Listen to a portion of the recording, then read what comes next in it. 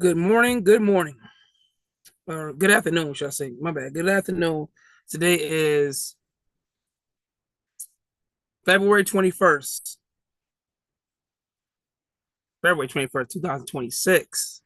Um mm, mm, mm. February 21st, 2026. This is your host, KingCzol. This is the Bible Study with KingCzol podcast. Episode 22. We're on the 22nd episode.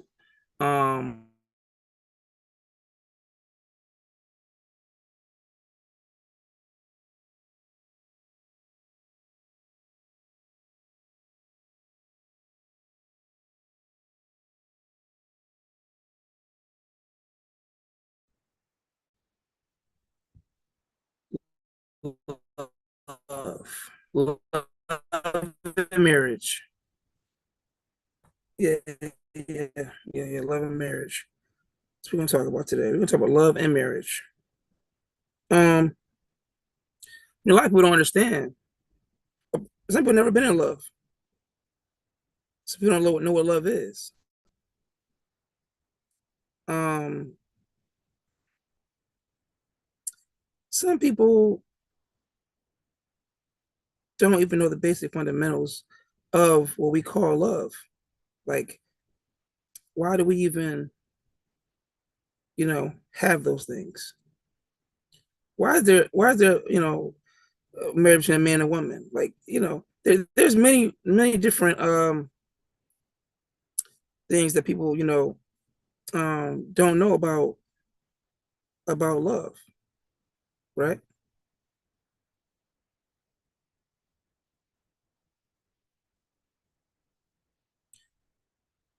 So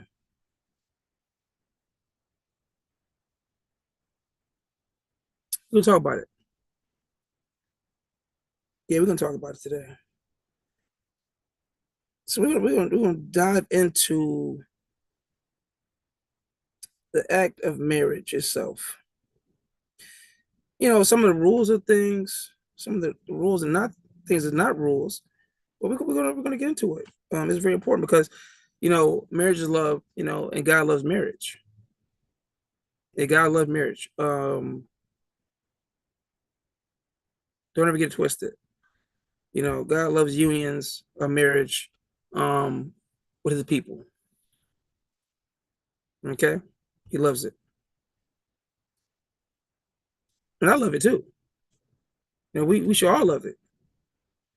Um, and those unions are blessed by God.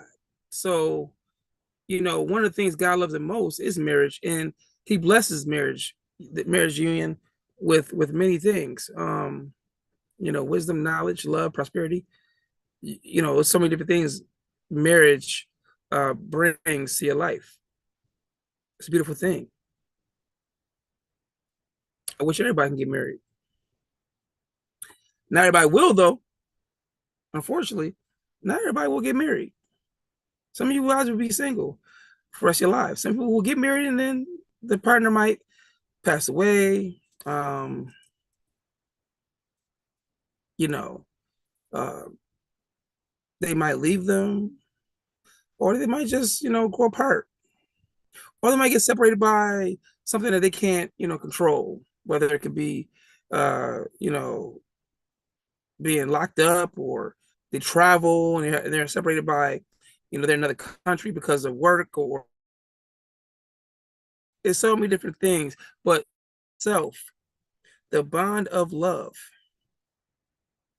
is the key. Okay. The bond of love. Now you see behind me, I'm somewhere tropical, but I'm not.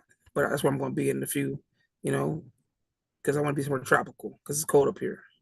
But that's what I feel. I feel like being somewhere tropical. But let's get to the thing of overall thing of why we're here today. So today's topic is a discussion for Bible study. Okay.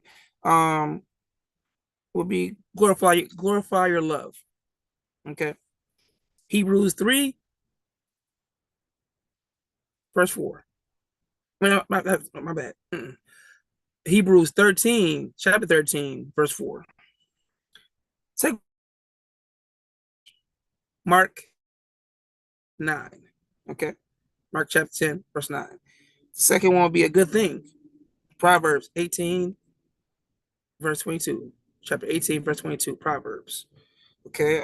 And keep your vows holy. 1 Corinthians 7, chapter 7, verse 10 through 13.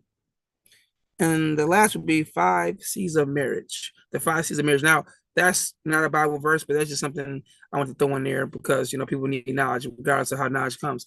God is a knowledge in itself. So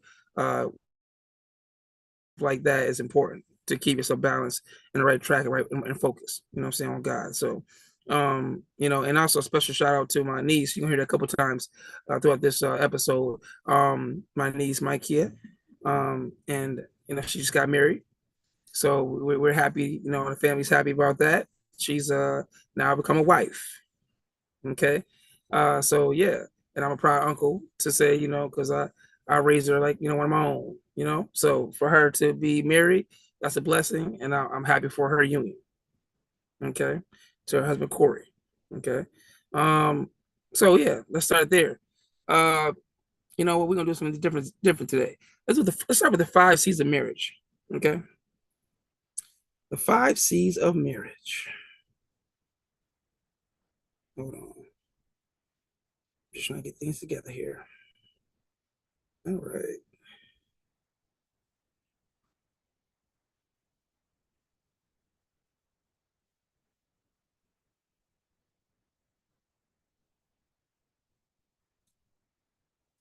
Okay, so the 5 C's of marriage. Okay.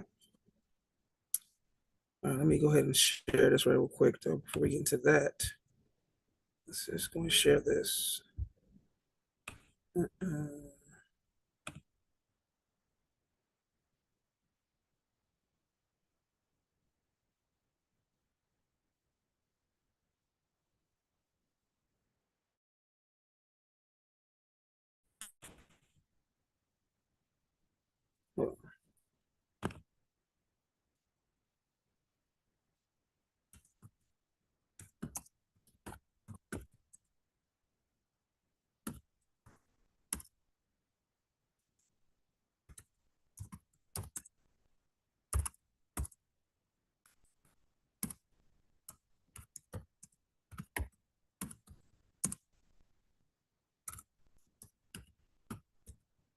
Give me 1 second here, guys. Episode 22. All right.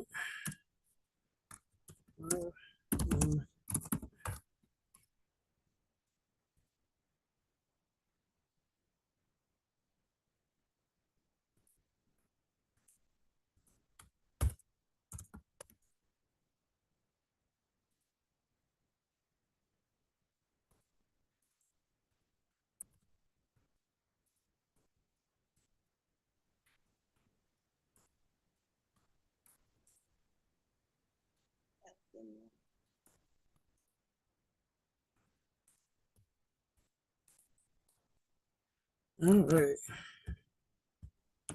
There we go. Just want to share that. Who is here with me today? Who is with me today? Me. Can you hear me? Hey. Hi. What's going on? Yeah, we in the tropics now. We in the tropics now. Okay, so you just joining us, so let's talk about it. So we're gonna talk about in Bible study today. A couple topics of discussion today is love and marriage, and a blessed union. So let's see, let's get to the breakdown so you can see it, catch you up real quick, so you know what we talk about today. And that's going to be the first one's going to be glorify your love.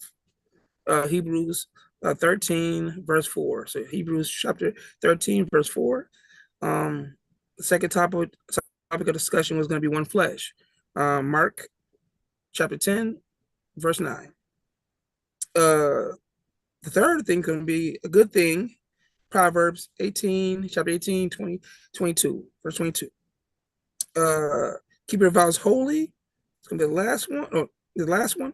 That's 1 Corinthians chapter 7, verse 10 to 13, and the 5 C's of marriage. Okay. And it's gonna be, you know, this is inspired by my niece, which has recently got married on us. You know, so she's now joined in one flesh with her now husband Corey. So yeah, so it's a blessing. And we're happy, we congratulate her.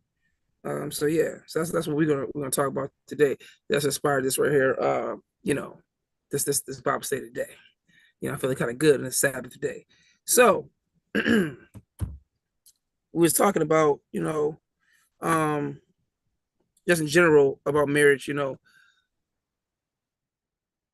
marriage. He ordained that union with love and blessings and prosperity. You know, he wants you know, people to get married. He likes that. You know, he enjoys to see, he rejoices when he see people, because marriage is God. You know what I mean?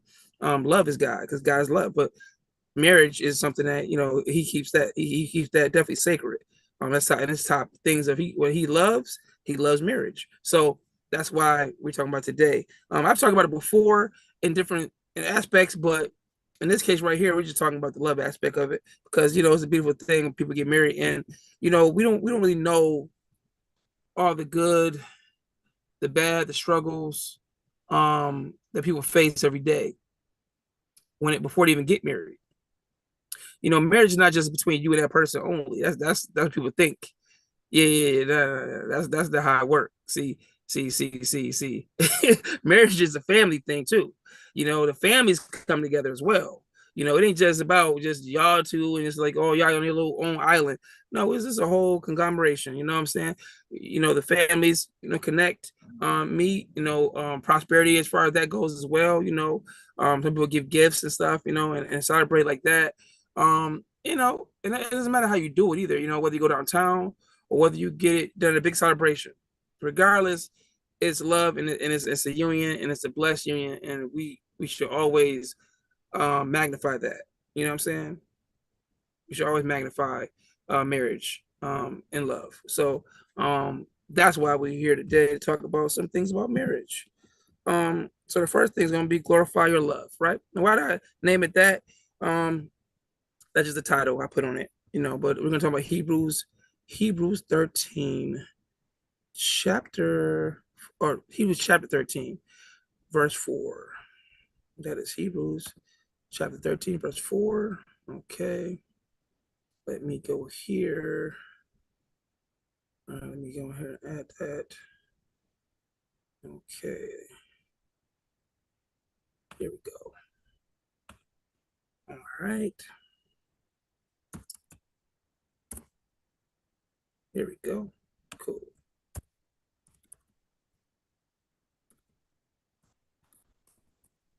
All right. So,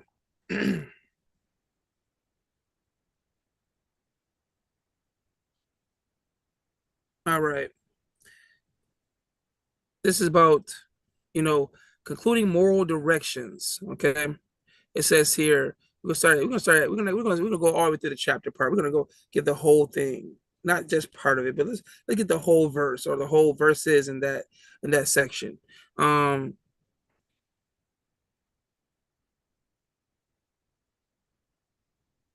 It says, "Let brotherly love continue. Do not forget to entertain strangers, for by so doing, some have unwittingly entertained angels."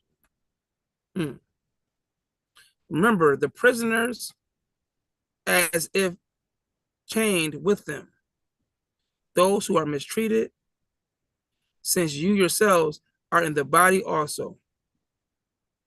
Marriage is honorable among all. In the bed undefiled, but fornicators and adulterers God will judge. All right. Okay. Let your conduct be without covetousness, but content with such things as you have.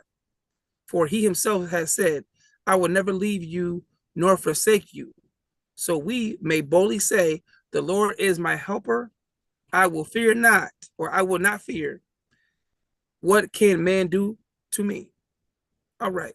That is Hebrews 13. We're going to go 1 through 6.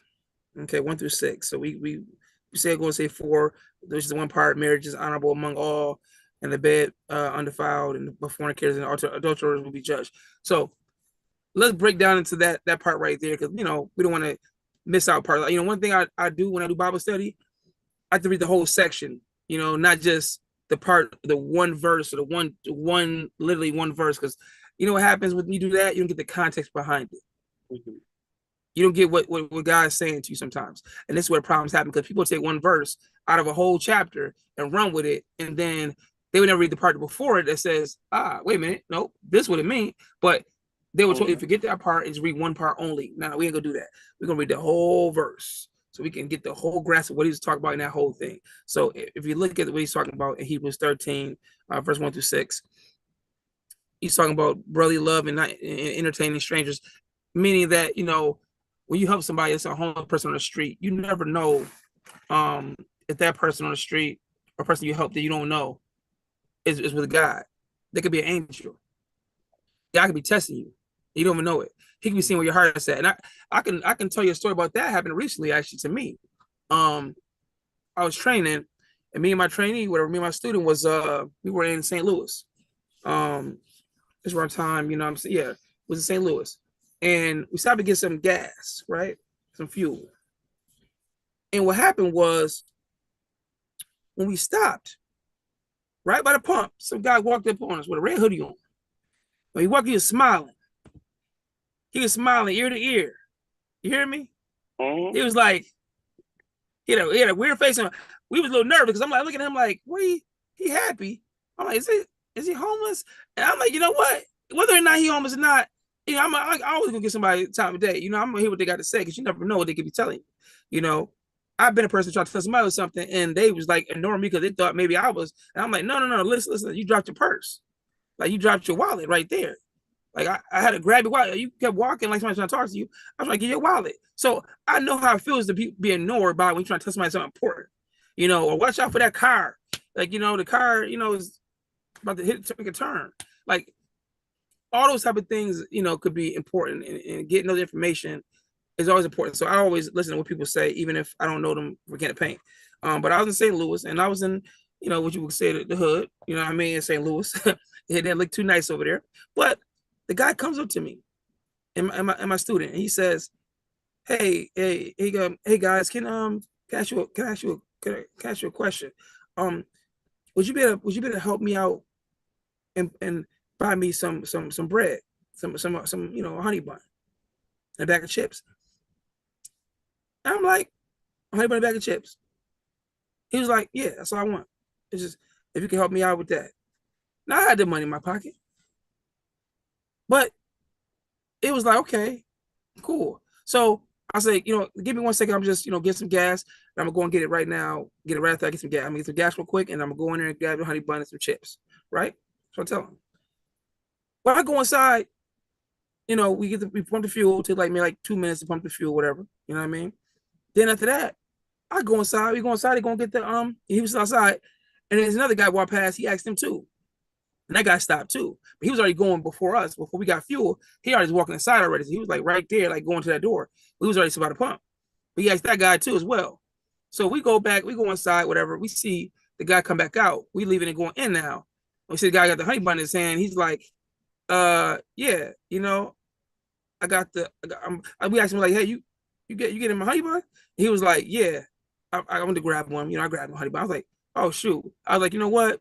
Shit, I'm gonna grab another honey bun. You know what I'm saying?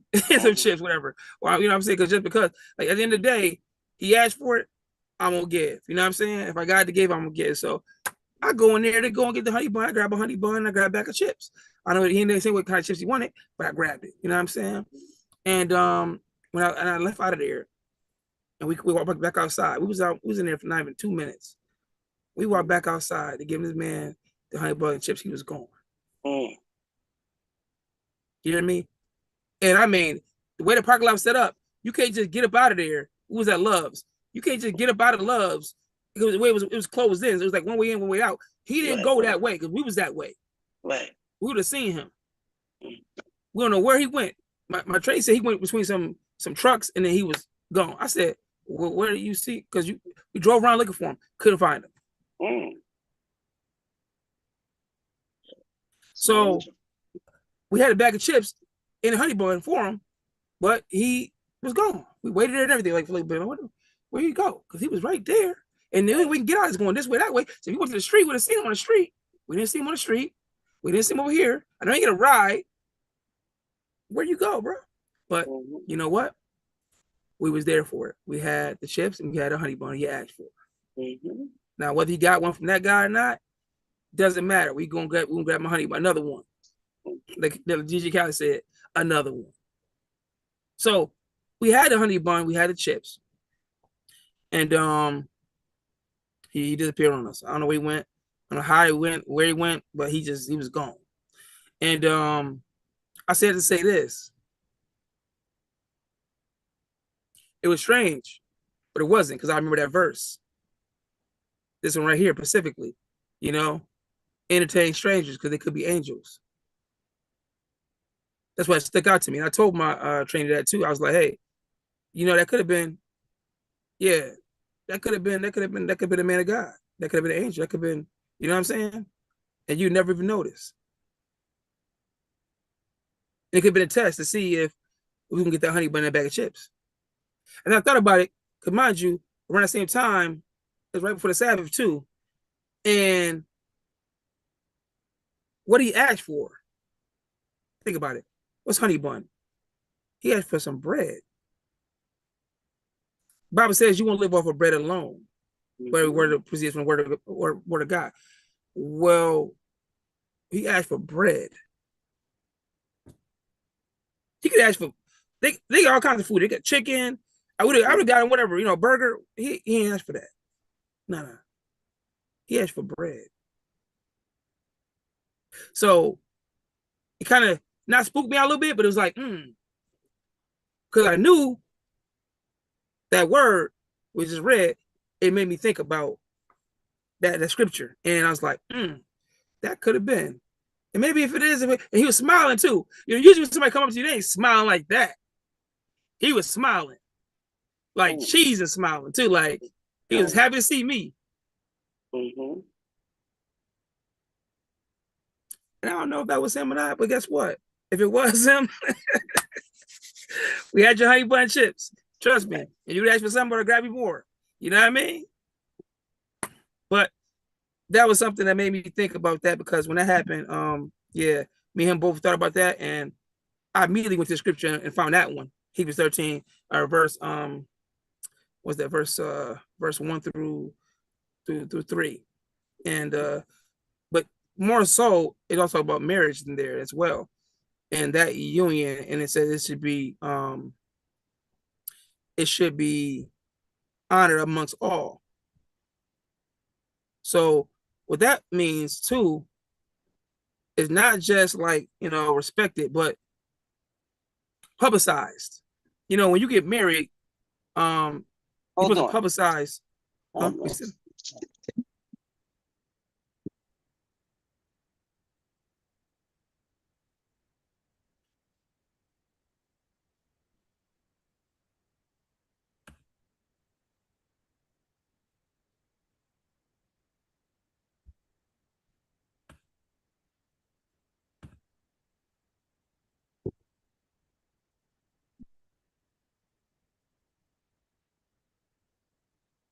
Can you hear me?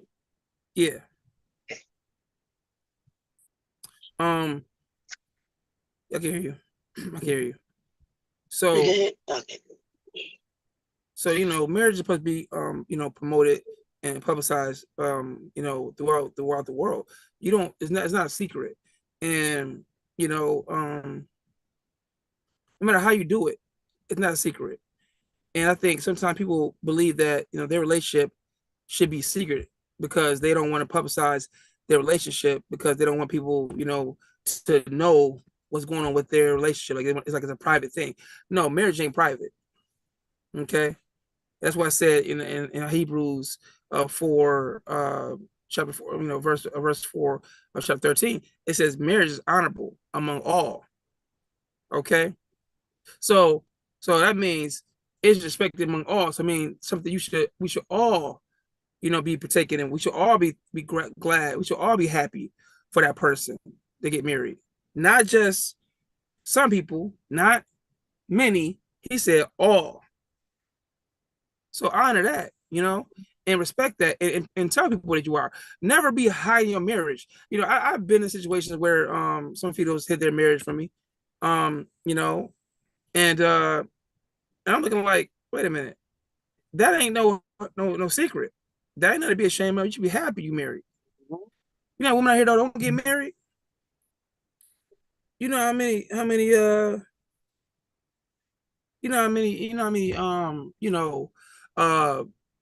people wish they can get married, looking for somebody right now. How many times I look online and I see people talking about, man, I wish these people ain't men ain't what they used to be, or women ain't what they used to be, and I wish it was like back in the day, and I wish I could find me a wife and somebody care about me, love me.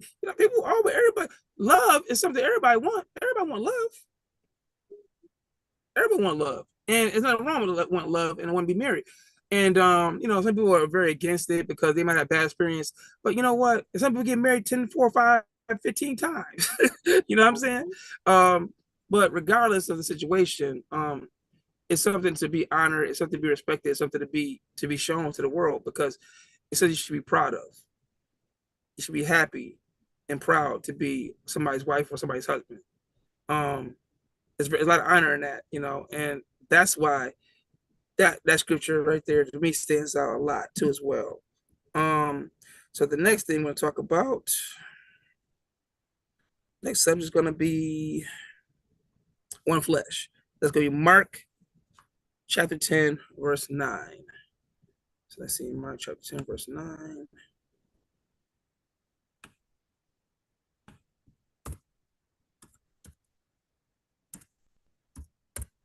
All right.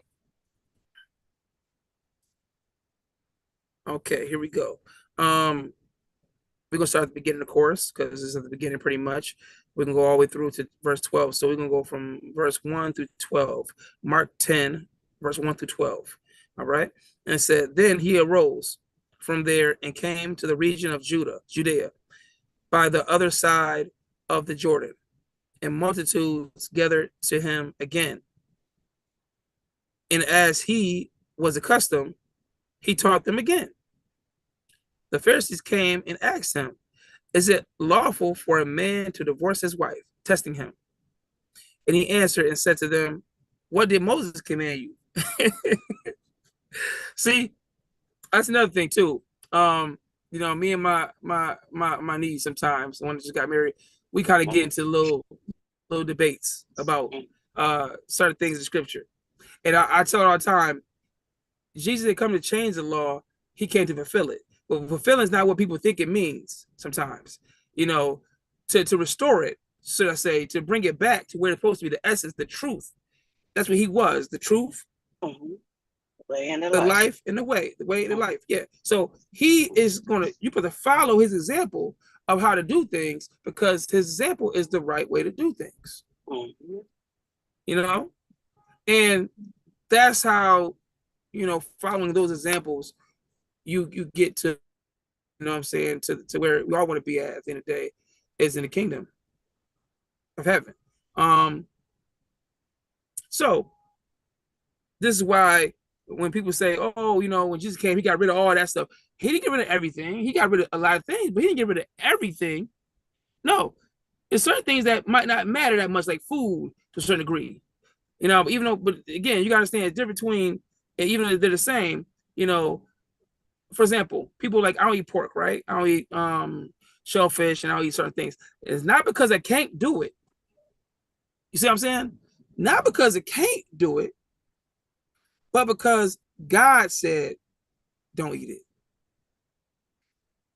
I can eat a shrimp right now, or a piece of beef right now. And even though I can eat beef, beef not wrong with eating beef. You can eat beef if you want to. But see, me, I don't eat it because beef specifically is because, you know, I gotta make sure my heart is good. You know what I'm saying? Because beef has a lot of fat. It's really a lot high in fat content. So for me, a person that has, you know, family with health problems, the last thing I want to do is make my heart any worse than it needs to be. So if I can live longer by not eating beef, then I'm gonna live longer by not eating beef. Not saying that nothing's wrong with beef. Okay, it's a cow. Nothing wrong with eating beef at all. What I'm saying, for me, in my body, you know what I'm saying? And my health, I'm gonna not eat it. If I was to eat it, not much, because I know what it can do to your body, because a lot of fat and content and fat around your heart, your arteries, can cause you to have all kinds of things like high blood pressure, which has runs in my family, and as well as other sicknesses like, you know, epilepsy and you know, diabetes and whatever else could be in your body. It can mess your life up as far as in your health. So, you know, wisdom, you know, but like it says in what's that chapter? For the lack of knowledge, my people will perish. Well, that's, you know, yeah, the lack of knowledge. You know, your people will perish. If you eating bad foods or eating foods that's not, you know, per se, a lot of it, you know, you eating a lot of bad food, you're not really eating healthy, you're not trying to work out. Oh yeah, you might not be around that much longer. And that's not because, you know, you did anything wrong. It's not per se sinful to eat beef or anything like that. But if you know you got, you know, an issue with heart issue, then you might want to be a little careful what you eat. You know what I'm saying? And for me, I'm gonna be careful because I'm trying to live a long life like God wants us to do. Okay, He don't want us to die early. You know what I'm saying, per se. So He wants to live a full life. So if you know that, you know, eating this cow is not gonna be that good for you because you got, you know, a history of family history of health problems, the last thing you're gonna do is eat that cow. All right. Well, not to get too deep in that, but the reason why I say that is because, go back to this this part right here. When they asked him, you know, when the Pharisees came to him and asked him, is it lawful for a man to divorce his wife? Testing him. They was testing Jesus. You know, they were trying to see if he was who he said he was, or who he believed him to be, or who they thought, you know, he said he was. You know what I mean? And he answered and said to them, "What did Moses command you?" So he already knew that they loved Moses. He already knew that they knew Moses' word because they're Pharisees. So he knew they studied the law. They read like we studying right now. He knew they knew the word like the back of their hand. They study every day. They priests and preachers and deacons and, you know, all. But guess what? He asked you, what did Moses tell you to do?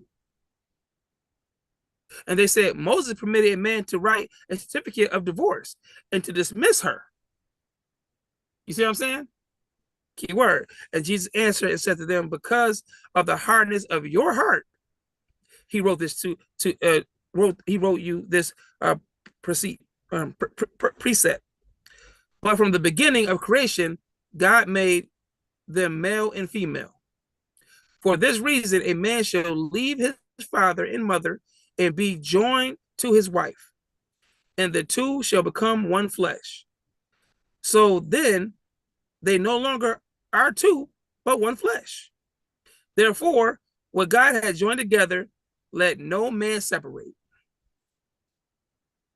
In the house, his disciples also asked him again about the same manner. So he said to them, whoever divorces his wife and marries another commits adultery against her.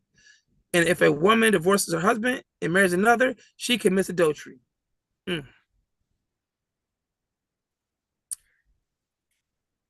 me say that again. Whoever divorces his wife and marries another commits adultery against her. And if a woman divorces her husband and marries another, she commits adultery. This is what Jesus said. Why is that important? You might ask.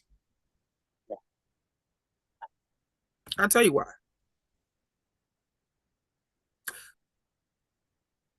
A lot of people get divorced over stuff that ain't got nothing to do with cheating sometimes. Let me ask you a question. what are some ways people get divorced out here in the world? Why would some people get divorced? Give me some examples of why people get divorced, if you know any. Tell me about what you know of. Whoremongering. Okay. Part. What are other things?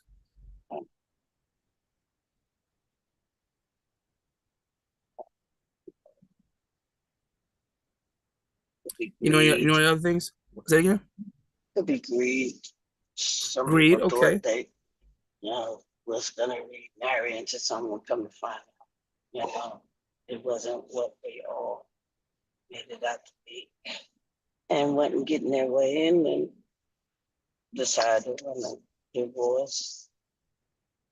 Okay, so you said greed. So greed is more so, is that monetary? You said like money? Mm-hmm. Okay, so money. Wrong reasons. Yeah. Could be part of it. Okay. So that's a big one. Yeah, big money is one of the biggest ones. Honestly, not being happy because of financial reasons. Many people break up because of money. Whether somebody spending too much money, or whether somebody's not, or being too cheap with money, or somebody's stealing money.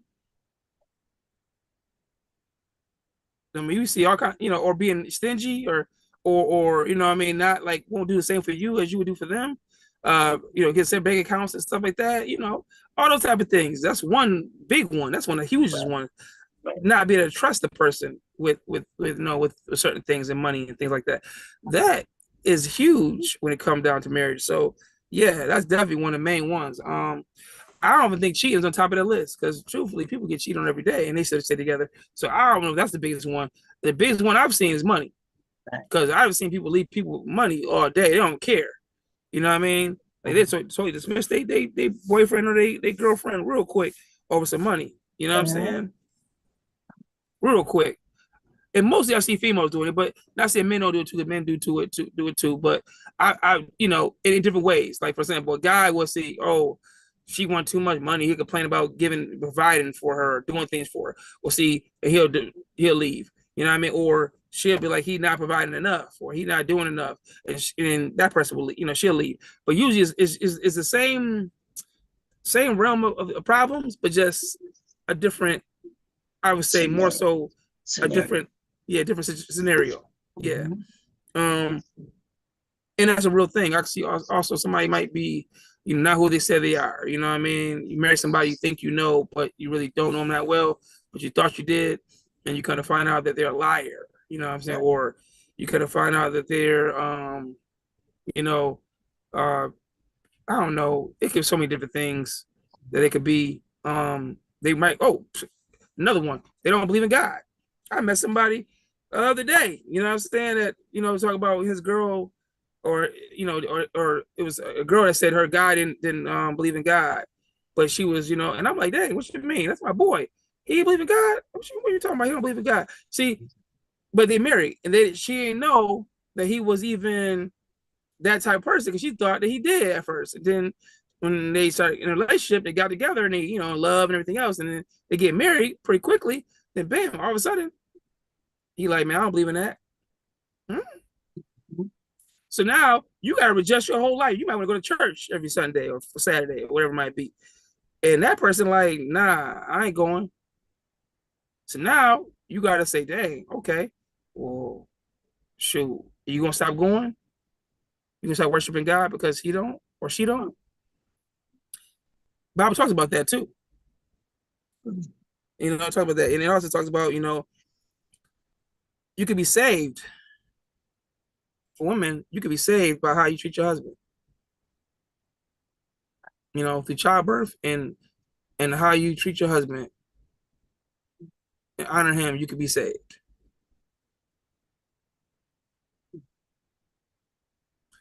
And for man, how he if he's God fearing man or God loving man, should I say, because more than just fear, because fear don't last forever, but love do. So, if he's a God loving man, then he's gonna put God in his life, in his marriage, and with his family. And that's how, but if you don't have them same principles, the same mindset, if you don't have that same belief system, you got a problem right there. That can be issues later on when you find out, like, oh, this person ain't like I thought they were. Well, you didn't know them like that, or you thought you knew them, but maybe they didn't. They were hiding who they truly were, and that's important. So, back to that scripture again, real quick. What it says here. It says, again, Jesus told them, what did Moses say? What did Moses command you to do? You know what I'm saying? And they said Moses commanded them to write a certificate of divorce and dismiss her. But see, that was what Moses said. That ain't what God said. That's what Moses said.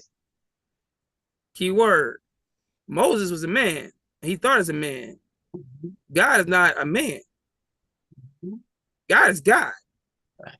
So if God say ain't no divorce except for infidelity. That's what God said. So let somebody cheat on somebody, commit adultery. That's the only way you can divorce your wife or your husband. But if you forgive them, again, it said, let not no man separate, right? It says, therefore, what God has joined together, let no one separate. You can't divorce something that's merged together. If you take a noun later, okay, and you stick it together with another noun later, and you squeeze it all hard together, real tight, mush it around, or a piece of clay. You try to pull it apart. Is it going to be as smooth as it was when you first put it together? No.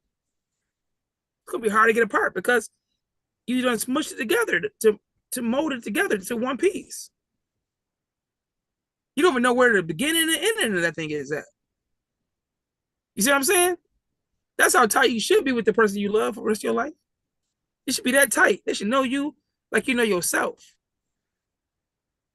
They should know what you like, what you don't like, what you like to eat, what you don't like to eat, how you like bedroom stuff, whatever. They should know all that stuff before you get married. You should not be wondering about trying to figure it out when you get married to somebody.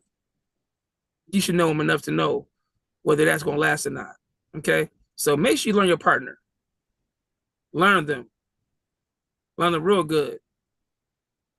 All right? So that's that right.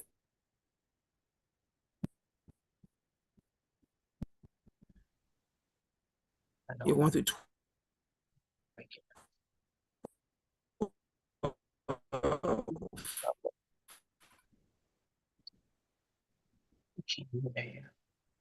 Proverbs 18.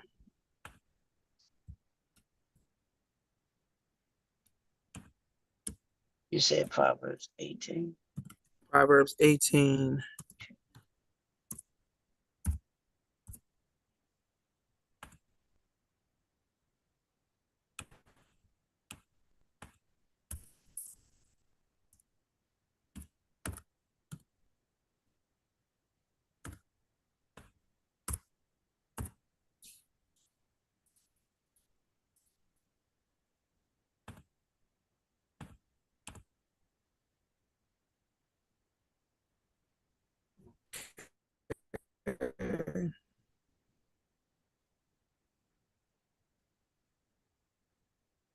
Proverbs 18, and this one right here, we're gonna go to verse 22. Well, actually 21. Let's go right there. Actually, you know what? Back it up a little bit. I see something I like here. I seen here. Let's go to 20. 20 to 24.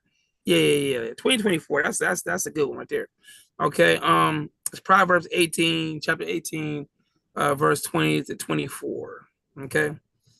It says, a man's stomach shall be satisfied from the fruit of his mouth. From the produce of his lips shall he be filled. Okay. Death and life are in the power of the tongue, and those who love it will eat its fruit. He who finds a wife finds a good thing and obtains favor from the Lord. The poor man uses entreaties, but the rich answers roughly. A man who has friends must himself be friendly, but there is a friend who sits closer than a brother. Okay, so a lot of people look at the verse number 22 and says, "He who finds a wife finds a good thing and obtains favor from the Lord." That's a fact. I go even a step further. Finding any good person, a good friend or a good wife or a good brother, whoever. Finding a good person in general is a blessing from the Lord. Finding a genuine person is a blessing at the end of the day, because there's so much fake people out here too. There's so much devilish stuff and devilish ways out here too. We had a conversation about that the other day, right? Remember that? And you find out about because death and life are in the power of the tongue. And those who love it will eat its fruits. So somebody can say something to you, and you're like, wait a minute, hold on. You can know what they just said to you that they ain't right. They'll say something to you that like, wait a minute, that ain't even, that ain't godly. You know what I'm saying? That ain't something God would say to do. You know what I mean? And it's important that you determine when it comes to that, because yeah, what somebody says, has a lot of power, holds a lot of weight. The pen is mightier than a sword. So we're back to the story. He who finds a wife finds a good thing and obtains favor from the Lord. So having a good woman or good man by your side is a blessing. See what I'm saying? And I can honestly say my life's been going great. No matter what I've been going through in life, when I talk to my queens, it's a beautiful thing. It's so much motivation, so much encouragement, so much love, so much wisdom, so much grace. I can't. My happiness is yeah. Now even you, even you, being a great virtuous woman yourself, and that's a blessing in itself. You know what I mean? To find anybody that is good out there for you in any kind of way, whether it's business, whether it's personal, whatever, just friendship, whatever. It's always good to find good people out there. So just throw that out there. You know what I'm saying? And you are one of those people. But as far as in this context, let's just say in the wife context, yeah, a man that finds a wife finds a great thing, because it ain't easy to find a wife for these days. It ain't easy, mine ain't even in this country. So yeah, it ain't easy. If it was, then I'd been married a long time ago. You know what I'm saying? But unfortunately, I wasn't. So it's worth it. I see people in a lot of relationships out here that be struggling in relationships, that be going through problems. And they be going through problems, and they don't per se have no way to they have no way to to express themselves. They don't know where to turn to get help. All I gotta do is turn to the word. Honestly, if they turn to the word, they'd be good. Yeah, if they turn to the word, they'd be good. You know what I'm saying? And that's something I think that more people need to do. Turn to the word, because it's in the word. The information is in the word of how to help make a relationship better. And if you choose to listen to it and follow, then it should be better. It should be good. I see why it wouldn't be. So yeah, like I said, you'll find favor from the Lord by following his commandments and following his statutes and judgments, and following his laws and things like that regarding marriage and love, So, 1 Corinthians chapter 13 talks about that, 1 through 11. 1 to 13. It talks all about that. So yeah, it's very important to have love. All right, so let's see. That right there was a good thing. That was the topic of that one. It's called a good thing. Okay. Then we have keep your vows holy. 1 Corinthians chapter 7, verse 10 to 13. 10 to 13. Let's go to that right now. Let's see here.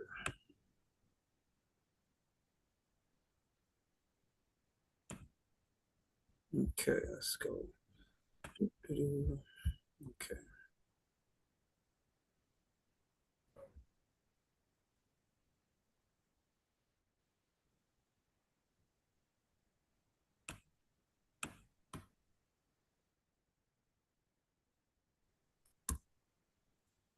Corinthians.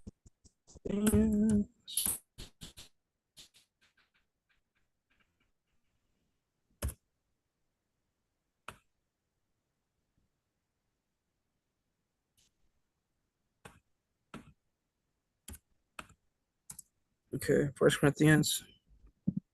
Hold on. Chapter 7. There we go. 1 Corinthians chapter 7.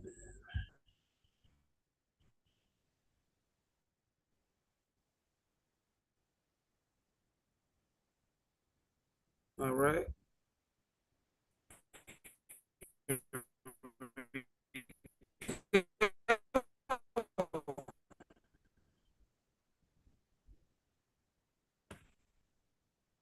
All right.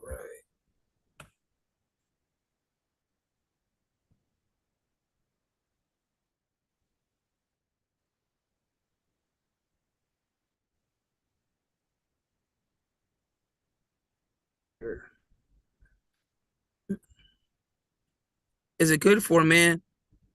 Nevertheless, because of sexual immortality, let each man have his own wife, and let each woman have her own husband. Let the husband render to his wife the affection due her, and like the wife does not have the authority over her own body, but the husband does. And likewise, the husband does not have authority over his own body, but the wife does. Do not deprive one another except with consent for a time, that you may give yourselves a fasting, give yourselves a fasting and prayer, and come together again, so that Satan does not tempt you because of your lack of self-control. But I say this as a concession, not as a commandment. Now, make sure that part is important here, right there. But I say this not as a concession. But I say this as a concession, not as a commandment. Let's look at the definition of concession. Okay, that's important, because what happens is when you do Bible study and you read something and you're like, what does that mean? What context is that? And you're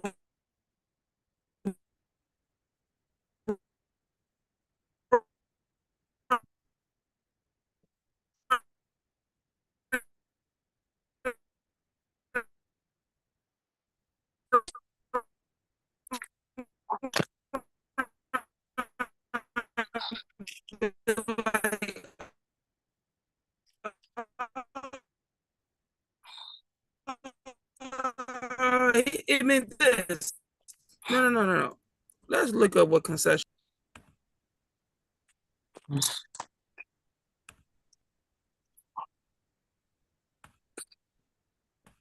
All right. In the Bible, concession refers to the act of yielding or making allowances, often in the context of God's laws and human circumstances, reflecting a balance between divine standards and human limitations. Biblical context of concession. Definition. In biblical terms, concession often involves yielding or compromising in situations where differing perspectives or needs are recognized.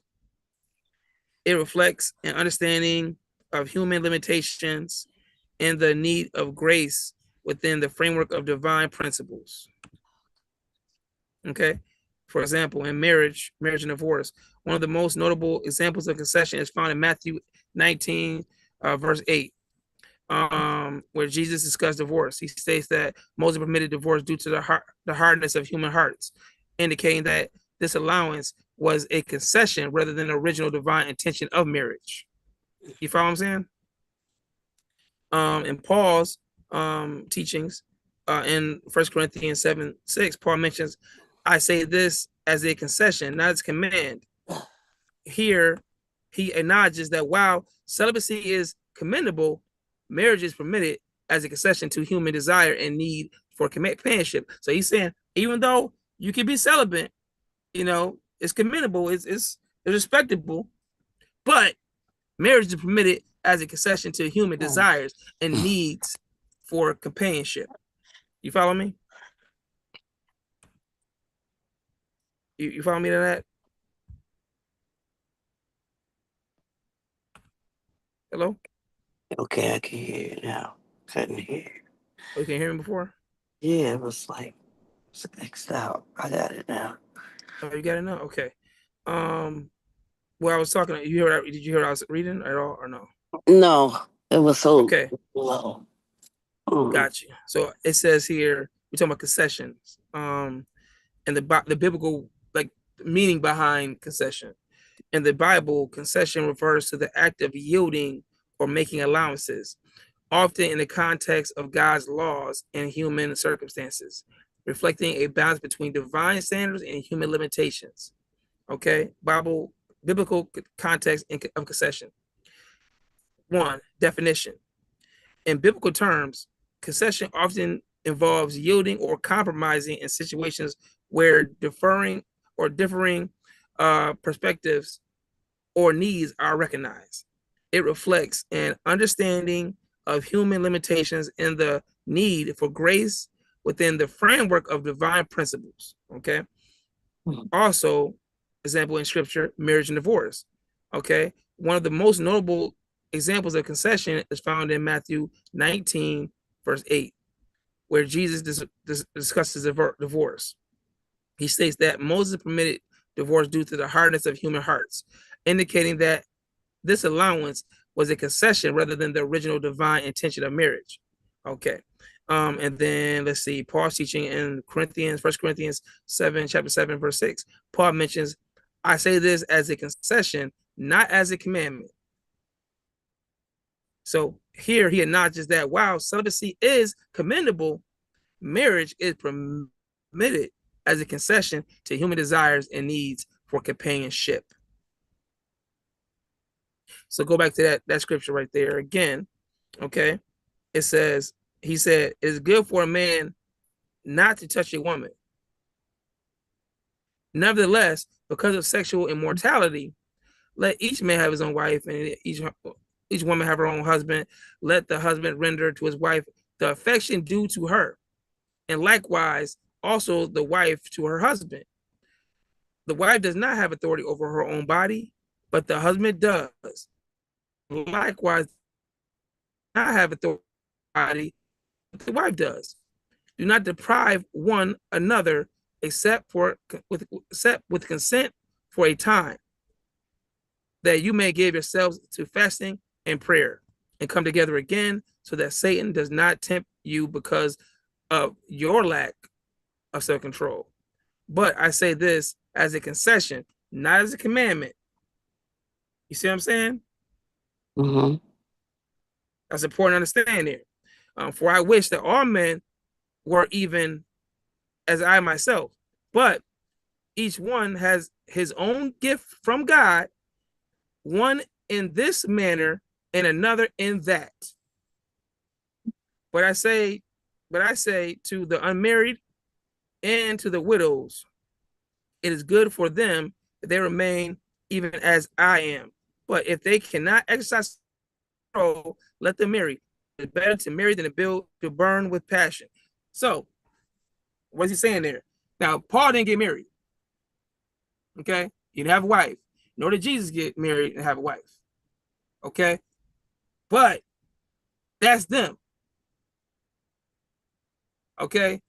And there's other talks that they had between each other, not him specifically, but like Peter and other people. But Peter got married, but it was other disciples that didn't get married as well. And you know, he asked, you know, Jesus, one of them said, you know, at one point in time, I think I did Bible study on it, it's better not to get married then. Because if you're saying this right here, in that case, I'm just not going to get married.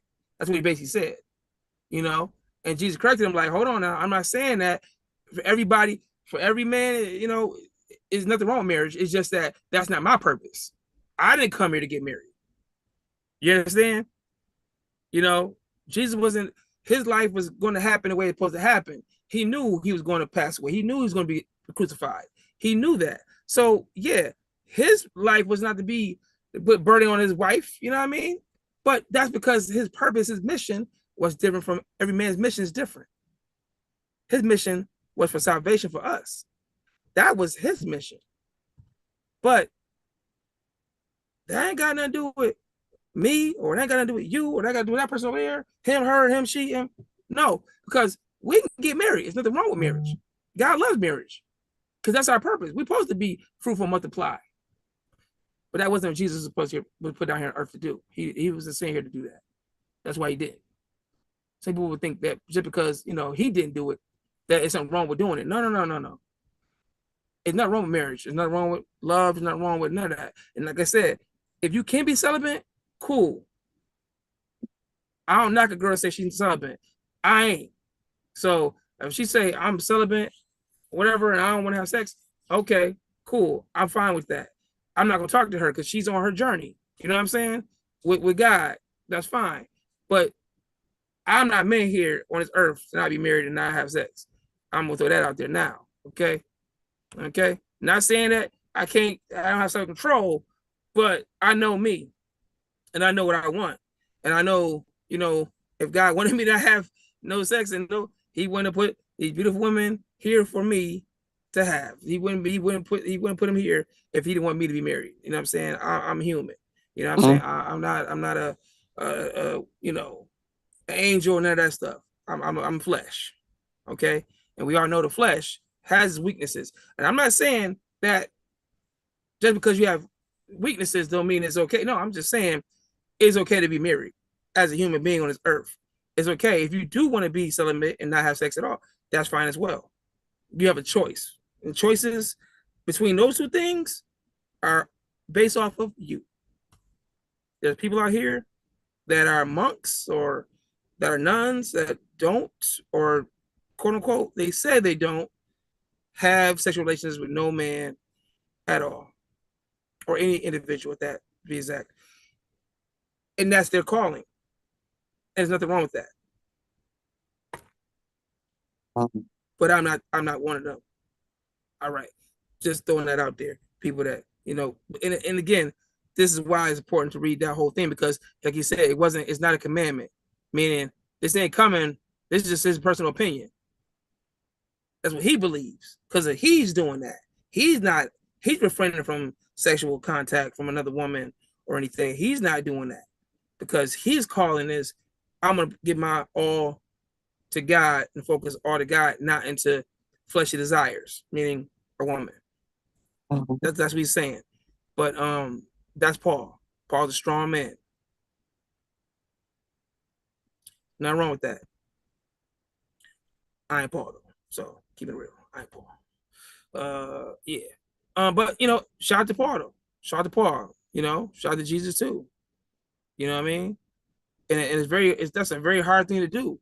Especially if you know, have been you know, living in this world with the things that you have in this world that you might have seen or done, specifically sex, or, you know, it might be a marriage or whatever it might be. You're going to have those desires. But back to the point, why that was even in a subject at all. Keep your vows holy. That was the name of that one, because that's what you're supposed to do. That's why it says here. Okay, let me bring it back up again.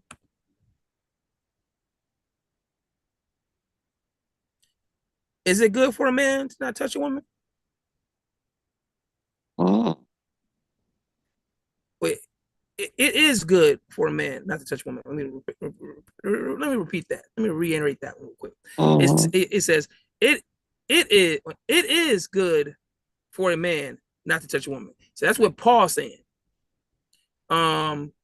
I don't know if women will agree with that, but I think some women want to be touched by a man. So, again, that's why I said it's not for everybody. For him, it wasn't for him. That's why he said it's not a commandment. This is a concession. Okay. But yeah, let that be, important. Make sure you read the whole thing. Don't just read one verse. Because if you read one verse, you won't hear that part where he says about the concession and the commandment, and you will understand that it's his opinion, not fact, not what God said, per se. And that's important to understand. But more importantly, also, it says, but I say to the unmarried and to the widows, it is good for them if they remain even as I am. But if they cannot exercise self-control, key word, if you cannot exercise self-control, let them marry. I mean, if you gotta have sex, if you want to feel that passion, that burning sensation of love and all that good stuff, then yeah, you need to be married, basically. Instead of being out here sinning. That's what he said, basically. All right. That was 1 Corinthians 7, 1 through 9. Okay. Oh, you know what? Let's keep going. This is verse 10 through 16. Now, to the married, I command, yet not I, but the Lord. So he's saying, this is not up to me. This is what God said. A wife is not to depart from her husband. But even if she does depart, let her remain unmarried or be reconciled to her husband. And a husband is not to divorce his wife. But to the rest, I, not the Lord, say, if any brother has a wife who does not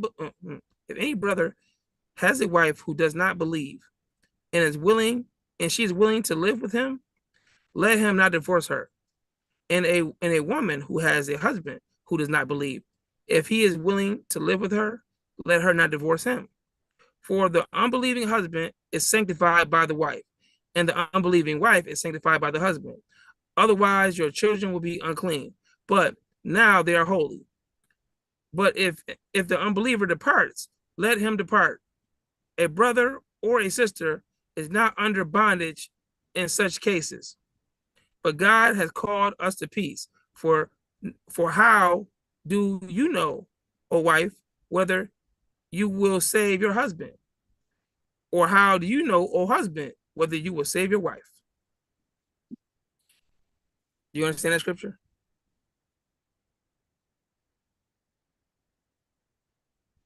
No. It's saying basically, if you're a believer and your husband's not, your marriage is still sanctified because you're a believer.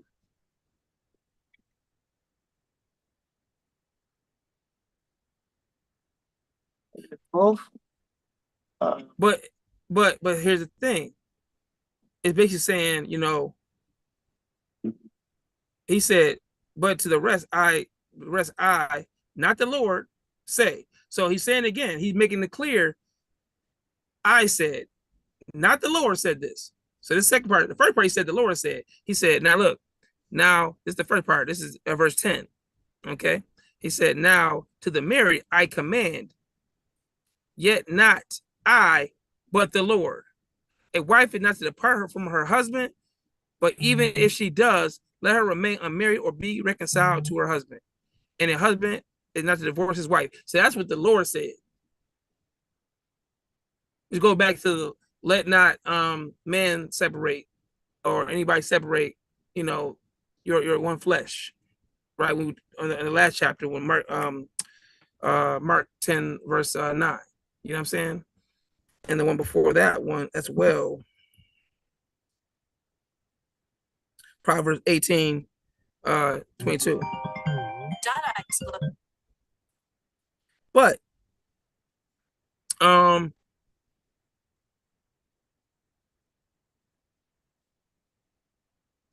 this is important because, keeping your marriage vows sacred is important. And that's why he said, what he said there. It says, now to the married, I command, yet not I, not me, but the Lord. A wife is not to depart from her husband, but even if she does, let her remain unmarried or be reconciled to her husband. Meaning, if you leave your husband, you are to remain unmarried. But if you want to get married again, go back to him. Because if you can find love, that means you can work on your love. If you can find love again, that means you ain't worked hard enough for the love you already had. Some people jump from relationship to relationship all the time. You know what I'm saying? They jump from one person to the next. How about you work on the problems you had with that person? If you can. But if you can't, you made a commitment, not just to him, but to God. And if you made a commitment to God,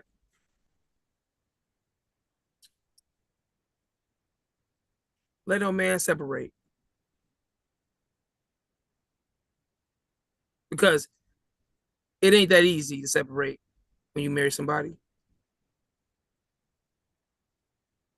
Because you're not just marrying them, you're marrying God too. It's a union. It's a trifecta. Like man, woman, and child, man, woman, and God. Or God, man, woman. However you slice that pie. You are in union, not just with the flesh, but with the spirit. And that's something that people need to understand. They think it's just about what they want. No. What did God say to do? What he say was the rules.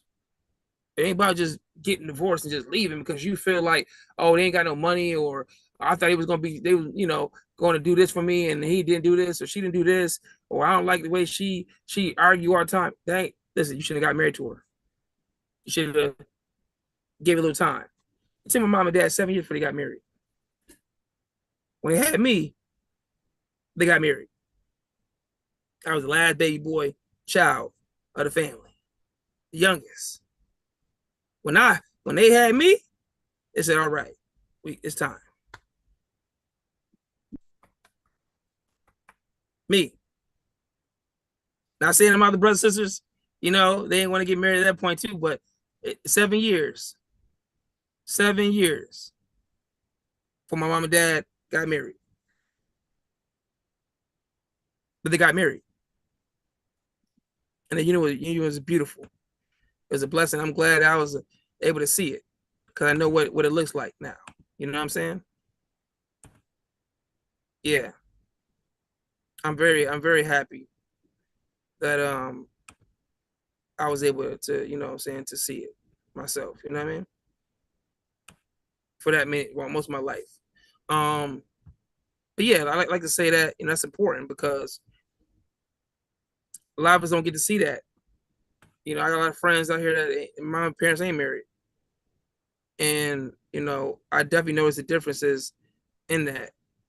Because there's definitely a difference seeing parents that's married and in love and and doing things the right way, and seeing families where they ain't in love, and then also seeing the ones that don't have that other person in their life, and their mother didn't have a husband, or their father didn't have a wife, or whether they passed away, or whether they just broke up, or whatever other reason it could be, they wasn't around. And I see the difference. There's definitely a difference. There's a lot of women out here trying to raise young men to be men. And that ain't easy to do because, for one, it's really going to be very hard for you to do that because a man definitely takes a man to raise a man, because a man knows how a man, should be. And there's certain things that, even though women have raised men to be, men, sometimes those kids still lack certain things that they would get, certain advice that they would get from a manly perspective. That's important. You know what I'm saying? One thing I learned between my dad and mom, because they didn't really argue or nothing like that, for real. But when they did have little debates about something, sometimes, you know what I mean, one or the two of them is gonna be like, all right, you know what? You got that one. Or they're gonna be like, They always like made up. Like it was just like they never let it get to that point. It was always down here. It never got here.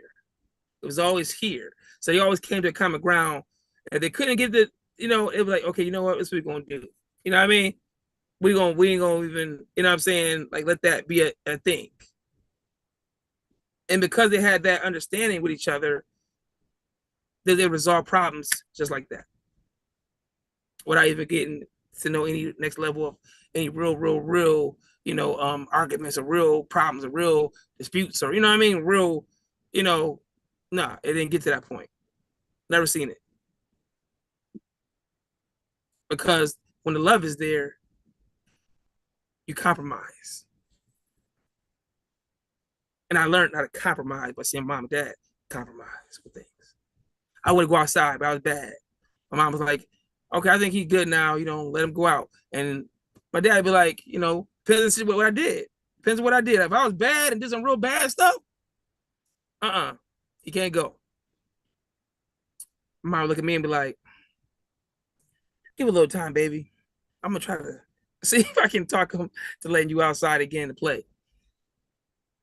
But if my dad was like, nah, then she like, okay, well, I'm just going, we're going to just have to wait and see. You're going to have to stay in the house on your punishment until, he feels like you're ready to go back out. That might be a day, might be 2, might be 3. But yeah. We're gonna definitely, it was an understanding, you know what I mean? And sometimes my mom was able to talk to my dad and get him to, you know what I mean? Let me go back outside again, or let me, take my punishment or whatever. Because she knew how to talk to him to push that life and love. And you know what I'm saying? To get him to convince him. See, woman's power is not just in arguing or being loud. No. It's very soft and subtle. It's very graceful. It's very smooth. It's very, you know what I mean? She ain't got to do a lot. If she know how to do it, she can do it. See, and that art is the skill that mom had that, to get her way, she can get it.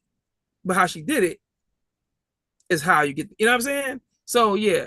Shout out to my mom. Shout out to my dad too. Rest in peace to them both. But yeah, definitely when I was in trouble at school or did something I ain't supposed to be doing, they definitely, had conversations about it. And depending on the situation, how the serious the gravity was, depends on whether or not she can try to talk to him, or she gonna be like, nah, you in trouble. Yeah, you in trouble. And vice versa. Cause if she said, he flanking in school, he ain't passing. Nope, he ain't going outside. My dad be like, well, you heard your mom. Yeah, you better get in the books. You see what I'm saying? It was the good cop, bad cop. It was the chemistry they had. They was able to parent the right, correct way. And I deserved all my whoopings. I'll tell you that now. Spare rod, sport a child. I definitely need to ride. I definitely did. I ain't gonna hold you. I definitely need to ride.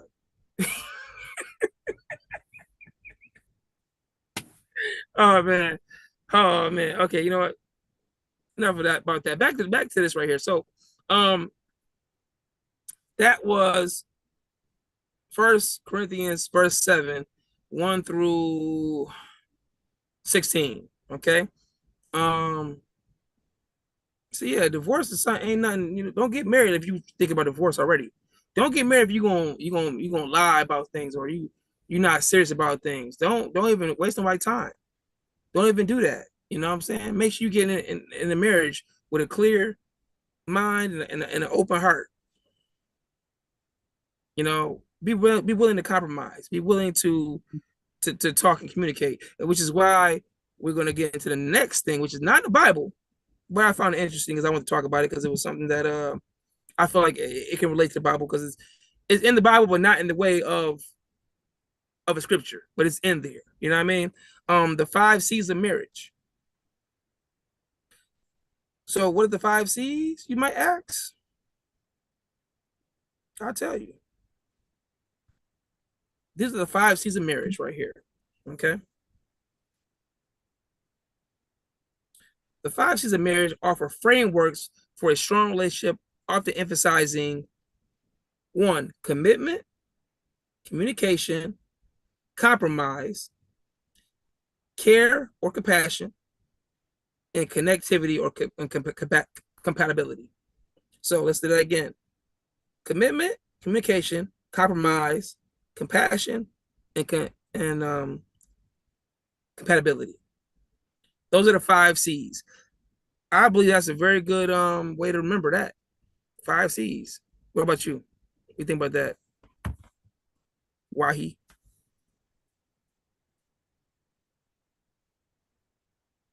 Wahi? You there? Hello? I don't know, where you at? Well, let's talk about this. This is the last one right here. The 5 C.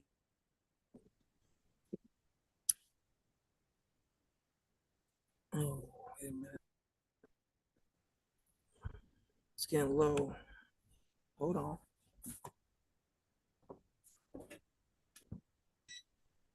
Hold on, y'all. Give me a second. Give me a second.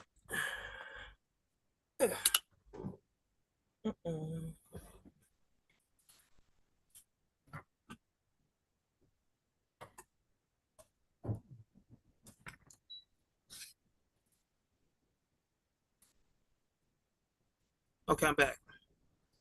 Ugh. Okay, we're almost out of here. But yeah, back to it. The 5 C's. Okay. Here a little bit low. The 5 C's. Okay. Commitment, communication, compromise, compassion, and compatibility. Okay. Let's talk about the first one, commitment. That's self-explanatory. Commitment, loyalty, love, what I'm saying? Basically, being down for somebody, being somebody's ride or die. Protection. Yeah, that's commitment. Commitment is basically, loyalty, showing dedication. Um, you know, that's what I feel when I hear commitment. It ain't just about, just being loyal only. It's more than just loyalty. Is multiple things that could be. So that's just one of the things that's part of commitment. Second is communication. Communication is very, very, very serious because, without communication, what you really got, your relationship is going to be, kind of dull, probably. You got to be able to communicate. You got to be able to talk to each other. You got to be able to reason and compromise and all that stuff like that. You know, like, what are you doing if you can't communicate? People like talk about, oh, I've heard some girls say they talking to a guy and he don't really talk a lot. Okay, he might not talk a lot. That's cool. If it works out, it works out. Um, but evenly yoked sometimes help. People say opposites attract. So they use that as an excuse, but I don't really know about that honestly, because what I mean, I've seen like opposites break up too. So, being I guess too alike could be a problem. Being too different could be a problem as well. But as far as when it comes to communication goes, um, whatever works for you, if you're a lady that likes a strong silent type, then there you go. If you're a person that wants somebody that can communicate and have a good conversation, then find somebody that has that. Don't try to make somebody something that you're not. I see it a lot too. People try to make somebody something they're not, trying to make them more of something than they really are. Don't do that. You know what I mean? Get them as they are, accept them for who they are. Okay? That is the key. All right. So communication, of course, being able to talk or somewhat communicate in different ways, even love languages and showing affection. Communication does not have to be only talking to the person. It could be physical as well. You can communicate through touch. You know what I'm saying? Sister, are you too Carter? Touch, smell, food. I mean, there's many ways to communicate. You do not have to communicate only by sex and talking. Verbal. Yeah, verbal, because there's different ways to communicate. So that's important. Yeah. Compromise. That's number 3. Yeah, that's a big one. I just tell you, give an example about that. My parents, being able to compromise. They're very, very good compromisers. And especially when it came to me, when it comes to me getting in trouble, which is getting a lot.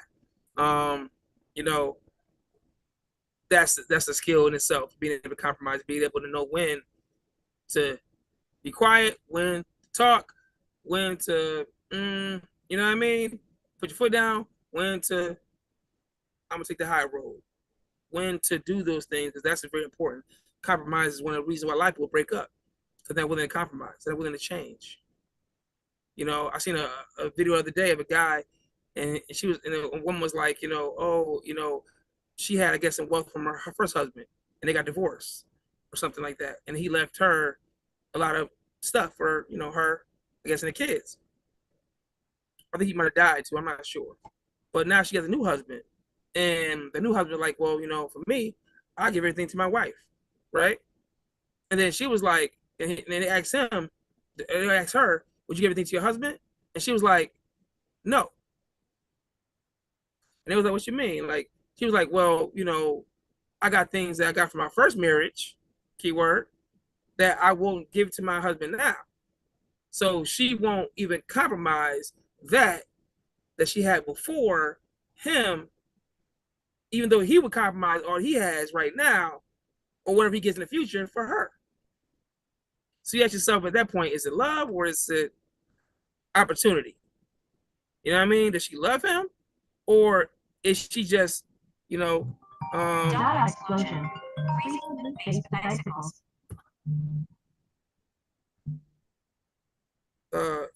you know, is she just, what I'm saying?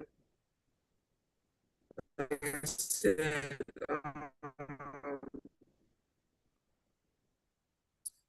using him for until something happens.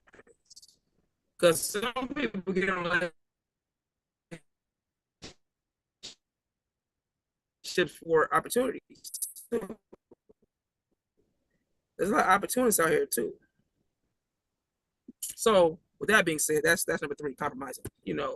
Hey, if I would do everything for you, risk my life for you, why would you want to risk your life for me? If you love me, you would do the same thing I would do for you, or you would try if you had the opportunity. You ever had that one story people make, that one game people play where they ask a question like, oh, if your wife, your mother, your kid was all drowning, who would you save? And everybody be like, well, I'll save my wife. Some people say, I'm gonna save my mother. People say, I'm gonna save the kid. That's a stupid game anyway, by the way. Let's just throw that out there. But if you think about it, people really believe or think that stuff. Like, if somebody says, I'm gonna save my kid instead of my wife, the wife might get mad. Or if you say your mother and the kids, the wife would get mad. Or if you say the wife, the mother get mad. So it's like, there's no winning in that situation, no matter how you slice that pie. And most people would be making them questions, or even using it as a staple in a debate or any type of like disagreement. They ain't even married sometimes. Some people be boyfriend and girlfriend and be asking questions like that. Like, you don't get out here with that nonsense. But again, compromise, people, ladies and gentlemen, compromise. The 4th thing will be compassion. You have compassion for someone. It's a level of compassion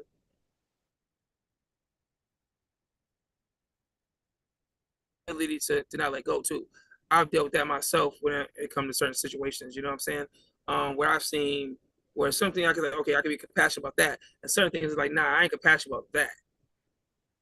Like, depends on the situation. For example, all right, let's say, you know what I'm saying, a woman has a baby father, but the baby father wasn't in the kid's life, and he basically was, not supporting her or the kids and none of that stuff.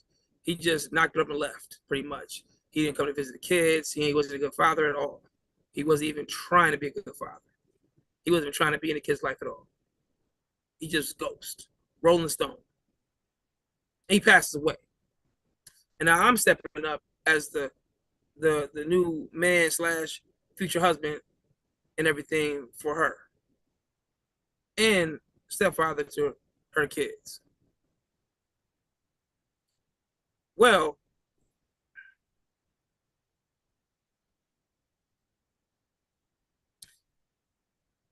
if the family says, okay, he died, blah, blah, blah, he has a funeral coming up. You know what I mean? Are you going to make it to the funeral for her?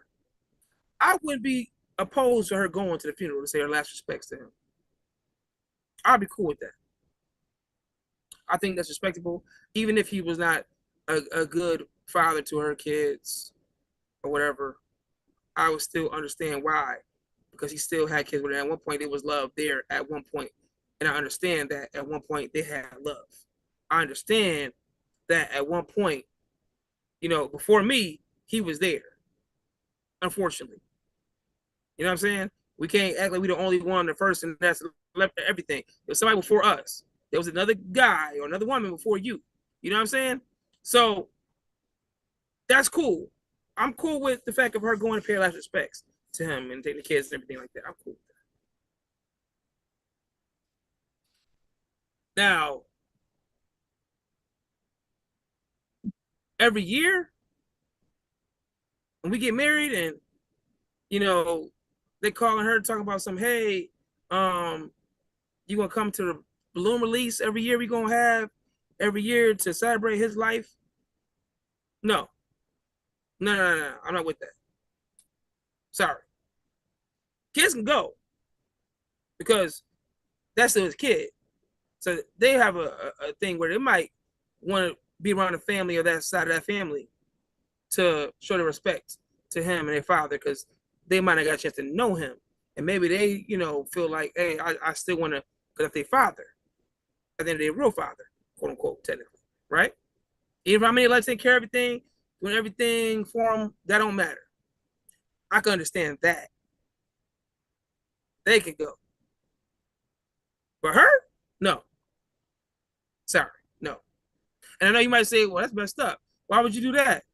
The Bible says, death do you part. Death do you part. It don't say, well, after he died, we're going to keep on celebrating his life. Your focus should be on your new husband. In this case, quote unquote, me. Not in the past. Because obviously, he gone. And if he was a great man, I might even understand. If he was a great father to the kids and he was everything that you wanted and he just passed away, that's unfortunate. I can understand that a little more. I might even be like, you know what? Go ahead. I understand. Because I have a heart. I have compassion. But if you said that he didn't do it, he was abusive, oh, hell no. You ain't showing him love after he done. Man, we don't know where he at. He over there. He gone. You got to let that go. And not saying that it's her that had to let it go, because his family, remember, some people feel like because you have a kid with somebody that you stuck with him for life, but he's gone, though. He's gone, unfortunately. So there's no more relationship with that. So there's no reason to keep going every year. You know what I'm saying? What are you holding on to at that point? I would say. What are you holding on to? He gone. Yeah, you got a kid with him, true, but he gone. So in that situation, that's where it could become an issue, given the fact that matters that's okay, well, I'm here right now. I'm providing for you right now, doing everything he should have did. And if he did those things, maybe he would be here still. You know what I'm saying? We don't know why God takes people where they take them. We don't know why. Bible says a man that doesn't take care of his kids And his family is worse than an unbeliever. Come on, worse than an unbeliever. So that ain't good at all. That's what God said. So if God said a man will take care of his kid worse than an unbeliever, why would I respect him? I'm not going to respect him. See, with God. With that being said, yeah, we're going to move on from that. But compassion, having compassion. I think that the compassion be the funeral. That's having compassion. But every year, celebrating somebody that ain't was in your kid's life and they ain't do nothing, they ain't teach them to throw a football and all that stuff. Nah. You know, to be a father, you ain't gotta have money to be a father. You might not be a good provider, but you ain't gotta be, you know, you ain't gotta be a deadbeat. Deadbeat is a person that don't try to be in a kid's life. They ain't even trying to understand or love the kid, or that's a deadbeat. Being broke don't make you a deadbeat. Not having money don't make you a deadbeat. Not being your kid's life active at all is being a deadbeat. And that's something that we got to really clarify these days, because a lot of people be like, oh, he a deadbeat father. But you look up, every time he try to get his kids, he fighting from the court and everything, and he can't win. That ain't a deadbeat. That ain't a deadbeat. You only gonna miss all the shots. You only miss the shots that you don't take. So if you got kids, no matter what you talking about, you better be fighting for it. To the day you die. Because that's your kids too. It ain't hers. Y'all share them kids. If you give up and say, I'm good, I'm gonna let the kids figure it out. They'll grow up one day, maybe they come and see me. Nah, yeah, you're a deadbeat. Never give them your kids. Never. Anyway, that's compassion. So compassion is being able to understand, reason, to care about something. You know, even if you don't like her mother, or you don't like her father, y'all get along, and he passed away, that's still your father, because y'all married. So have compassion would be like, okay, I'm gonna go to the funeral, pay my respects, or I'm gonna, that's what compassion would look like. You know, in order to have compassion, you got to be able to let go. You got to let go of the hurt, the pain, the bad language somebody said about you. To have compassion, give. And God had compassion because He gives us grace. That's compassion. Grace is compassion. So why you can't get somebody else that compassion? You know what I mean? So that's why that's important. And the last one is compatibility. Compatibility. I think it's self-explanatory. Compatibility is you being evenly yoked with that person. Yeah, a lot of people are not evenly yoked with another person. They're not compatible at all. You know, you going to school to be a nurse and get a degree, and he's a drug dealer. That ain't compatible. You just got a fascination with bad boys. Now, if he gets shot and killed, or you get shot because being around him, then who was the fool here? You know what I mean? So yeah, some people say, I heard many times too, people saying they don't like, some guys that don't like a girl that's good. They want a bad girl. They want a stripper, or whatever. You know what I mean? And then you got, girls say they want a bad dude. They want a thug. Well, are you a thug?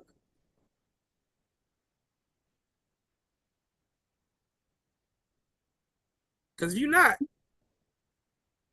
and you talk to this guy that is, or she is a thug, and you're not compatible. You're going to end up finding out the hard way. Sometimes you do, sometimes you don't. But maybe they change, maybe they don't. It depends. You know what I mean? You never know. Can anybody change? Anybody can change. But if they want to change. So compatibility will be more so about, being able to have like-minded things in common with each other. Things in common. Being like-minded, being evenly yoked, being compatible. So those 5 things, the 5 C's of marriage, I think is a solid plus when it comes down to marriage. I think that's a good thing to keep in mind for anybody that is getting married or just got married or been married for years. If you use those things right there as a rule in your relationship, you should be all right. Yeah, you should be all right. So those are the 5 C's. Okay. I'll read them again one more time. Commitment, communication, compromise, compassion, and compatibility. That will conclude my Bible study today, which is also God's Bible study. Okay. But Bible study with KingCzol podcast, episode 22. We're on 22. That's 22 weeks, y'all. We had actually more Bible studies than that, but this is the first since the time I actually started recording these things. We have 22 recorded Bible studies. So we have 22 recorded Bible studies. So we're on the 22nd Bible study. So that's, how many weeks is that? Well, shoot, almost, if you think about it, 4 months. We almost at almost 5 months, half a year almost, right? Because it's 4 weeks in a month, right? So every Sabbath, we going. No matter where I'm at. As long as I got a laptop and a phone, internet, we are going to talk about it. Okay? And this is Bible study. Okay, episode 22. And I will see you guys next week, which will be on, we're in February right now. You know what I'm saying? And we're almost out of February. So we have another week to go in February, and then after that, we'll be in March. We'll be in March. And so the next one we got will be February 28th. Then after that, it'll be March 7th. So thanks for joining me, and I will see you guys next week. Peace and love.